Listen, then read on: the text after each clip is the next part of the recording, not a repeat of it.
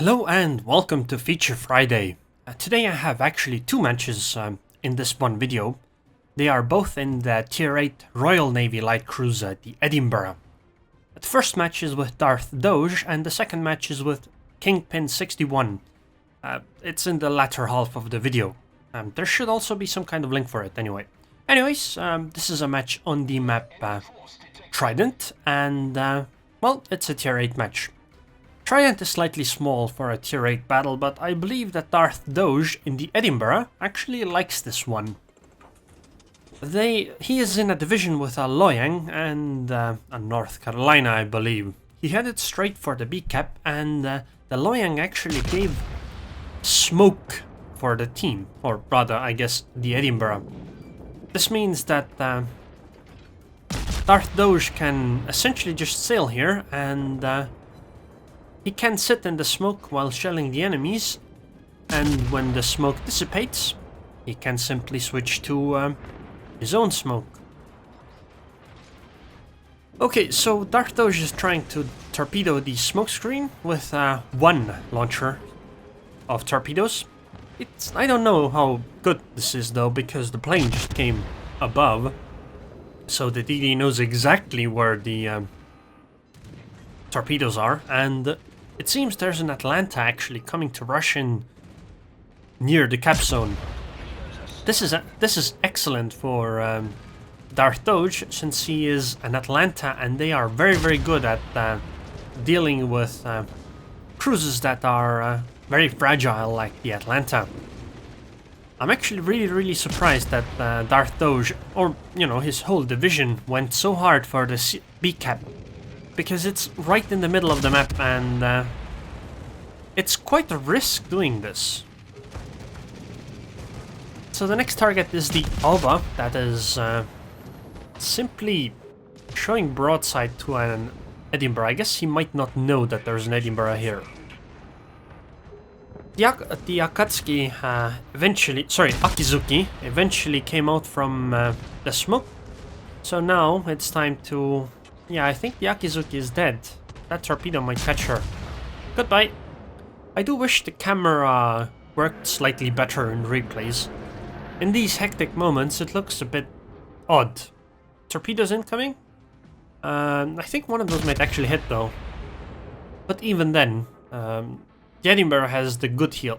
Actually, I don't know if the Edinburgh has the good heal. By the way, right before this shell hit, it was 33,333 damage. Okay, so the Loyang smoke is dissipating. Actually, I'm surprised that the Edinburgh didn't take any damage from that. So right now, DarthDoge could smoke and it would cover him and the North Carolina. Oh wow, somebody else actually smoked. And it's not in their division. It's a random Farragut. That's incredible. Very well done, Farragut. I would compliment him if I were in the game right now. And I'm actually very surprised. There are so many enemies sailing near the B cap. I don't see this almost ever in my own games, where enemies are actually converging on the B cap. It's almost always that everybody goes towards some kind of map edge or similar. The bad thing right now for DarthDoge is that all the ships are near the middle, but they are at the edge of range that's useful. Like 9 kilometers is okay, but like 11, that's already a no-no. So he switches targets to the Arizona because the Shores is going way too far away. Because the Shores is showing broadside, like the AP is going to... Sorry, the Arizona is showing broadside. The AP is going to do significant damage. Like the first one did like 4,000 or 5,000 damage. Some planes are incoming, trying to be a nuisance. But soon it's time to switch targets again. Actually, I think the target is already on the Mahan. Yep. That was a decent salvo. I really can't believe that they've got 2 smokes, and then on top of that, the enemies are actually rushing into the cap zone. Okay, it's like there's that Mahan right there. Like, what's she gonna do? Okay, so DarthDoge used Hydro here, right in time to spot the torpedoes. And now, wow, 5,000 damage to the Mahan. That's insane. Oh my god, only one shell was enough. Oh wow, the Lexington actually killed the Farragut with torpedoes. So, is this... Yep, that smoke is dissipating, so... DarthDoge, time to use your own smoke, I guess. Ouch, that salvo hurt, and there is DarthDoge's smoke. Covering the North Carolina and himself again. This is 3 consecutive smokes, and once this smoke disappears, the Loyang can probably come and smoke again. Like, this is ridiculous. And another Mahan is coming at 5 kilometers. What is this? Why are the enemies just suiciding like this? I don't understand. DarthDoge doesn't have a good target right now though, because where the island is. I think the Loyang might have to use the smoke right now though, because he is fighting the Mahan and I don't think he would survive otherwise. Okay, some surprise torpedoes elsewhere from a smoke. Well, at least his chores died, and those torpedoes are coming. Fortunately though, Royal Navy light cruisers have insane acceleration. The risk is with this Mahan coming from over here though, because that one might torpedo as well. It's okay though, I think DarthDoge will be able to deal with them. Or him. Or her. Or it. Oh, the Mahan is actually turning away. That's surprising, but you're already dead. I'm sorry. But you're way too low HP. Goodbye. Wow, and the secondary actually got the kill. That's surprising, considering this is a cruiser, not a battleship. Okay, so a New Orleans is coming around. Next target, I guess. This has been really incredible. I just can't believe how many enemies just jumped and piled themselves on top of B. If they had all come at once, it might have actually been very dangerous, but they kept coming like 1 or 2 ships at a time, and you know, that just won't work out very well. Actually, a New Orleans is a slightly difficult target for something like an Edinburgh, because the Edinburgh is still a Royal Navy light cruiser, so she is incredibly squishy, and the New Orleans is pretty good with the AP thing, although if she shows broadside then she just dies. Goodbye. Oh, she actually didn't get settled there. That's surprising. But this is goodbye. Now, an Arizona is coming. I wasn't paying attention where the guns were pointed. Oh my god, the guns are on this side. This might not go so well. Although, the Arizona is likely going to die to the torpedoes, but... Okay, the Arizona didn't actually shoot. That's good. Now it's a fight against the Fibiki. I would use heal right now, though. Because you're not going to get all the heals in this match anyway, so... Might as well do it now. And goodbye, Arizona. And now it's time for this Fibiki to go. Like, seriously, the enemies are just coming one by one all the time. And they're coming so close too, to a Royal Navy light cruiser and the North Carolina. I just don't understand this. And goodbye, that's a Kraken Unleashed. This has been quite incredible. I just... I mean, sure. What DarthDoge's team did with the smoke screens, with the Loyang, the Farragut and the Edinburgh, that was really good. But I believe that what the enemy did gave the win to DarthDoge's team even harder, because they kept going in like 1 or 2 ships at a time, and it just doesn't work out very well if you do it like that. You need to go like all at once or something similar to that. Otherwise it's going to be very, very difficult. So the Lexington is at maximum range. For some reason DarthDoge's guns actually reach that far. I don't quite understand. Is he using like... No, actually AFT doesn't work. I don't know.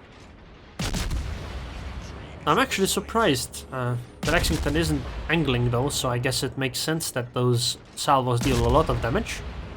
And, well, there's the game. So, 496,000 credits, 16,000 experience, 3,220 free experience, Confederate, secondary skill, close quarters expert, Kraken Unleashed, high caliber, 127,000 damage, 1 torpedo hit, 174 shell hits, 5 ships killed, 4 citadels, 1 full solo cap, 1 assisted cap. Basically, It was an excellent Edinburgh game. Thank you very much for sending it in, DarthDoge, and I hope everybody else also enjoyed it. If people don't shoot at you when you're using things like multiple consecutive smoke screens, then, and if they keep coming closer, playing the Edinburgh is quite nice. But I feel that this game showed what would happen if a Royal Navy light cruiser doesn't suffer, or the enemies don't take advantage of the weaknesses of something like the Edinburgh. Team score panel, 3022 base experience. That is incredible. That's a very strong result with this new economy. So that really, really is incredible.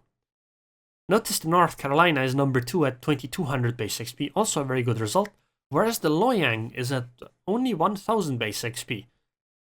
It goes to show that actually if you... Like the Loyang gave the first smoke, that actually cost him a lot because he was spotted by that during that time when he wanted to do that very long smoke. As a result, he took a lot of damage and he couldn't be aggressive later on. And because he used smokes for, you know, the division, so to say, he couldn't take as much advantage of it as he would if he were solo. So some of it comes at the cost of the Loyang's game, but honestly, I think it's probably slightly minor. He just probably didn't get quite lucky. Detailed report. This is how the 127,000 damage went. Everything's AP. Well, one torpedo hit, and actually secondaries did 2,000 damage. Quite surprising. So, and this is the credits mate. Oh my god, he doesn't actually have a 15-point captain even. Okay, well, this one definitely helped it with the 35,000 captain experience. Anyways, time for match number 2. This match is from Kingpin61. He is again in the Tier 8 Royal Navy Light Cruiser, the Edinburgh. First one was DarthDoge. This is a Tier 9 match, but there are only 3 Tier 9 ships, 2 of them are DDs on both sides, and 1 is a cruiser, so honestly it's not that big of a deal that it's a Tier 9 match, because, you know, he's not going to meet things like Iowas or other similar things, so it should go okay. Anyways, I would like to mention that this is on the map Neighbors, which is a map I don't like. It's too small, and it's elongated in a specific way. And it's really annoying because people go on both edges of both sides and then they end up being really, really far away from one another and no teamwork or coordination happens.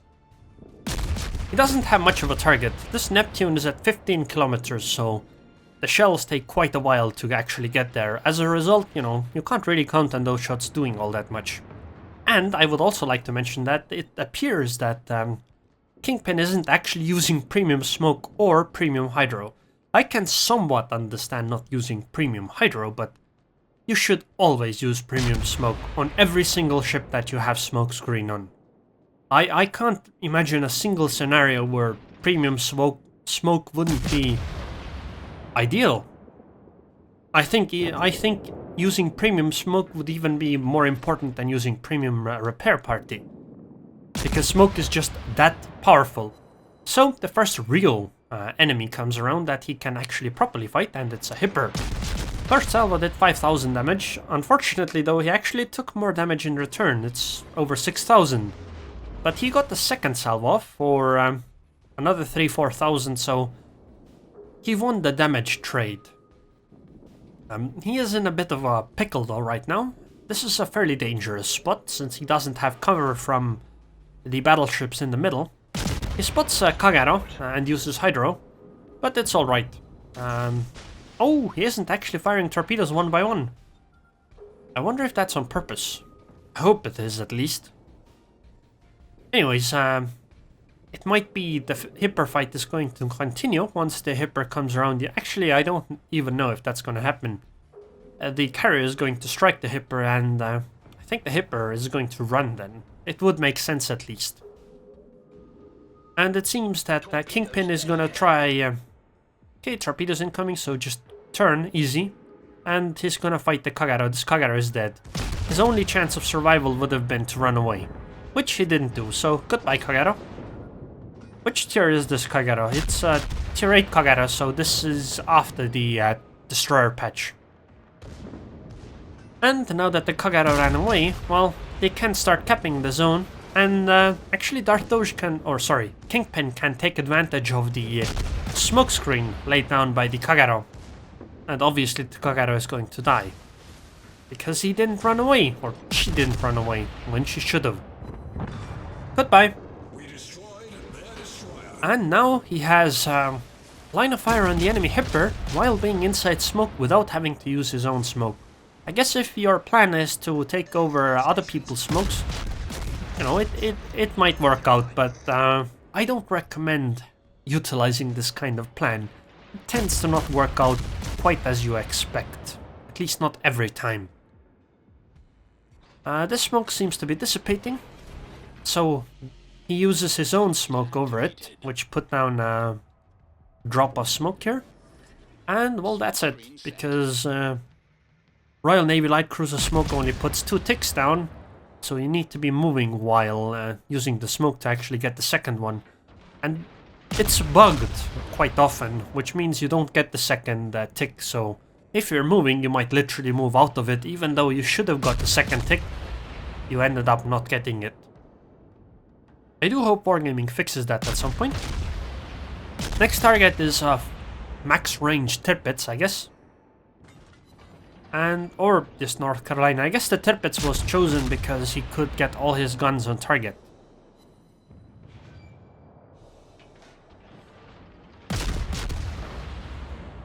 Nothing interesting really is happening because Kingpin's team is being very passive in the C cap. They really should be aggressive. The battleship should be pushing into the B cap. Like right now, they should be going straight for it. But they aren't for some reason. And honestly, it's not Kingpin's position to push or this New Orleans. They should not push right now. Because if they do, they will be the ones taking fire, and they're cruisers, they're not meant to tank.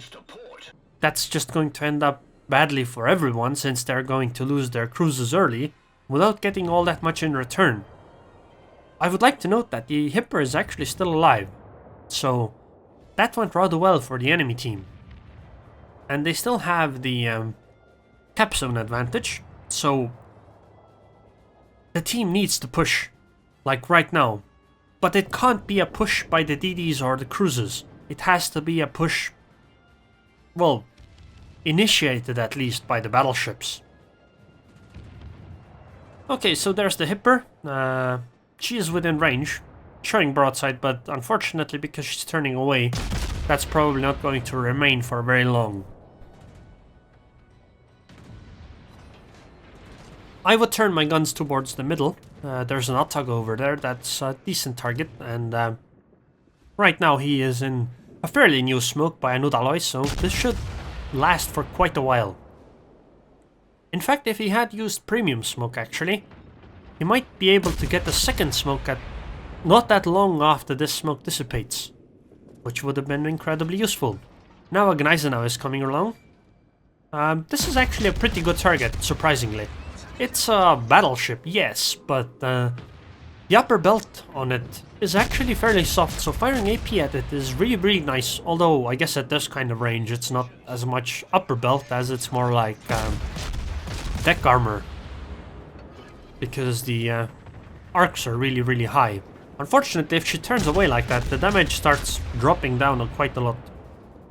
So torpedoes incoming. These appear to be Ottago torpedoes, probably.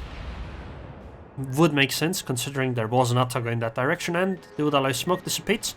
Look, see, 48 seconds on the smoke once that was dissipating, so if he had used premium smoke, at least I think he didn't use premium smoke, he would have had smoke immediately. Oh well. I mean, it's his decision, obviously. I just heavily recommend using premium smoke. I don't really see a reason not to do so. Skimp on something else, like don't use camo or something instead of not using premium smoke. Surprisingly, there aren't that many enemies in the B cap actually. So, well, essentially, Kingpin can just sail into the B cap, and the smoke is up in 5 seconds, so that should give him some defense from the ships that can fire at him. Although that North Carolina was slightly dangerous for quite a while there. He is so far away from everything though that he isn't spotted, which is actually surprising to me. I didn't expect this to happen, so... Okay, now he has to use smoke because of the plane spotting, but I figured he might have been able to get quite a bit of this capping done without, you know, having to use smoke. Okay, so there's a DD over in that direction. That's very surprising. Actually, that smokescreen that was used was incredibly useful, because it told it's telling that there's a DD over there. He wouldn't have known that there was a DD there, because there is no last known position in anywhere in that direction. So those torpedoes could have been very, very surprising. Wow. Wow. Wow. Oh my god. Wow. Look at this. Jesus Christ.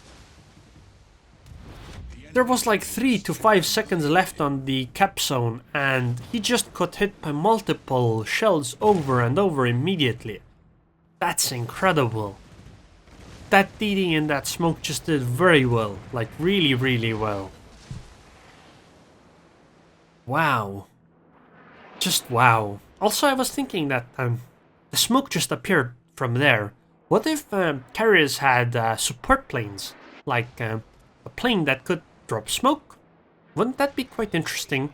Or like drop a buoy that gives hydro, or be able to use radar or something like that. Like make it a fourth plane type, like a scout plane or something. Wouldn't that be interesting too? Okay, it appears that this capping isn't going to happen. Yatago and Yuguma are definitely ruining everything. Okay, come on. Come on. Surprisingly, Kingpin is actually going closer to the Yatago. I would have turned away and started running, but I guess it does make sense since the Edinburgh is stronger closer up rather than further away. The priority target seems to be the Yuguma. I would agree with that, since torpedoes could suddenly come and just kill him.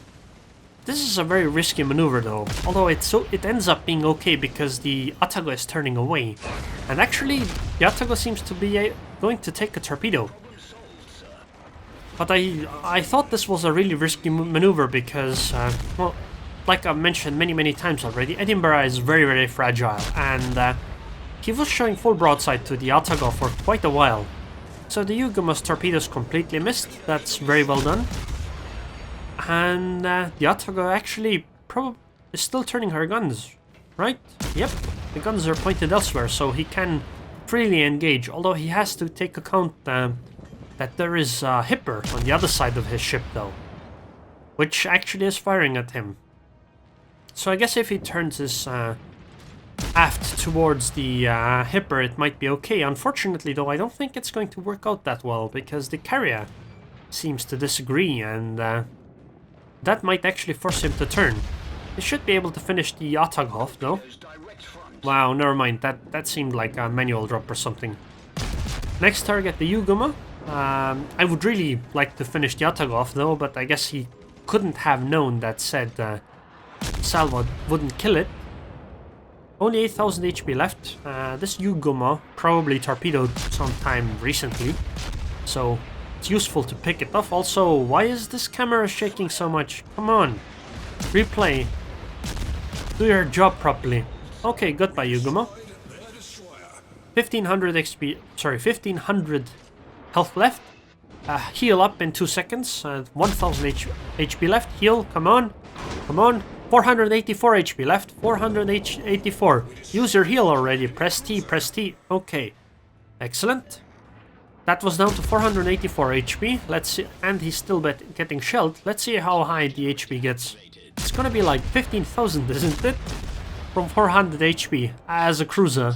And now he's safely inside smoke, so Mogami, you will have your hands full. Oh, by the way, that was a Kraken unleashed as well.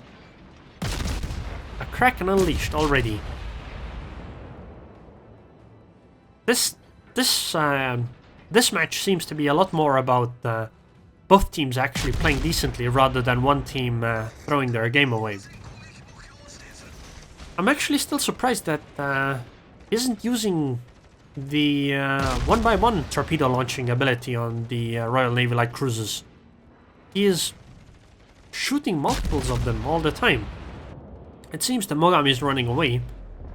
I'm not quite certain this is a good idea because, well, Kingpin's team is actually capping B, and eventually they'll get this advantage, although I don't even know if this... It might be too late for this. But, well, it is what it is. Kingpin's team did quite decently though, once they actually started pushing. People didn't start running away or stay way back, so it went rather well, but still, it shouldn't have started as a push by cruisers. Oh my god, that torpedo. No, no, no, no. Replays make this even worse because I'm not quite certain where the torpedo was.